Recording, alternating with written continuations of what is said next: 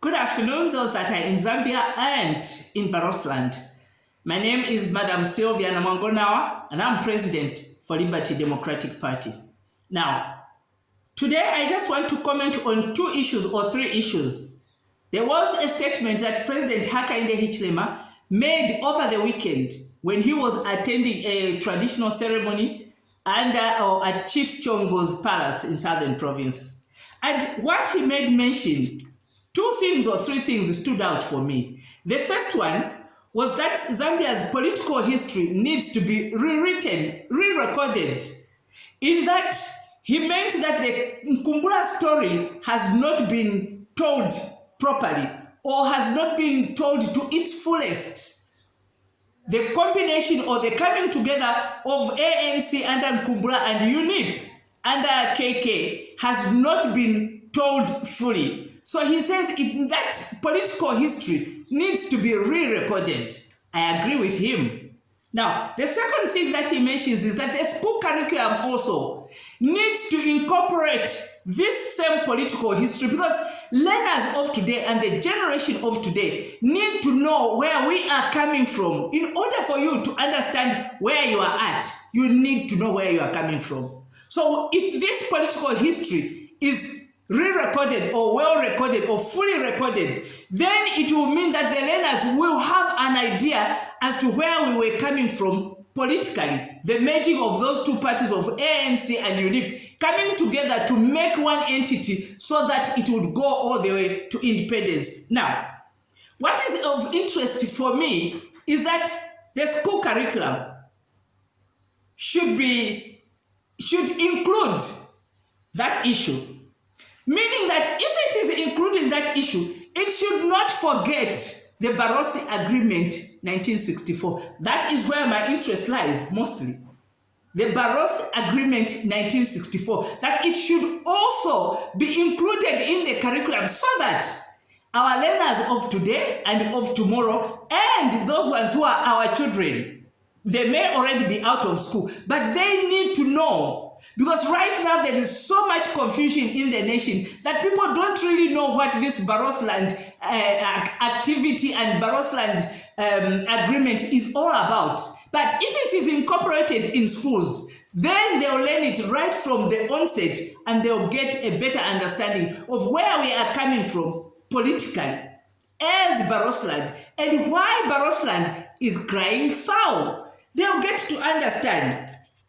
They also get to understand how Northern Rhodesia, which was under UNIP, and the Barotseland Protectorate, which was under the British then, how they came together, merged together, and how they went to sign the agreement in England, in London, England. They will get to know all that.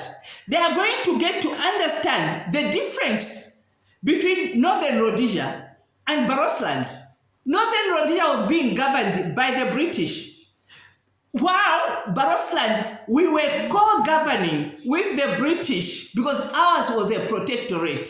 We were not under anybody. It was a protectorate, therefore we were co-governing. We were doing our own thing.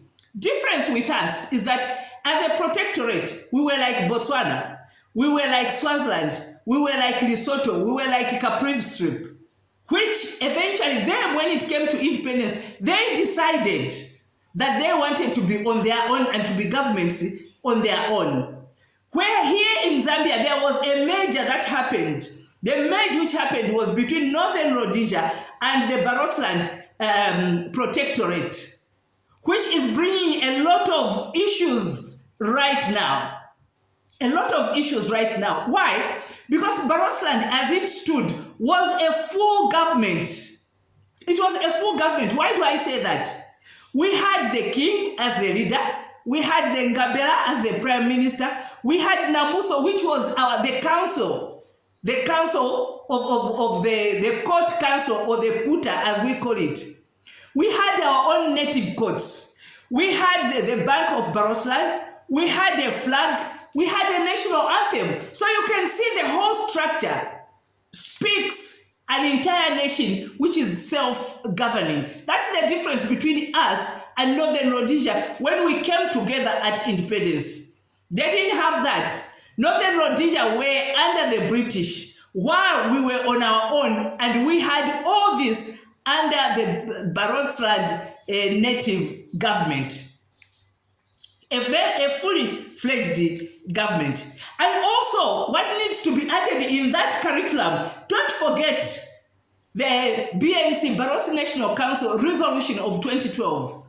That also is history, and that also needs to be included in that curriculum so that people will get an understanding, learners and even the generation of today. People need that information in order for them to understand where we are coming from and why we are having all these so-called differences. So to that, President Hakainde Hichilema, I say thank you that you want to see those changes made. I support you, or I second that motion. Thank you for listening. God bless you.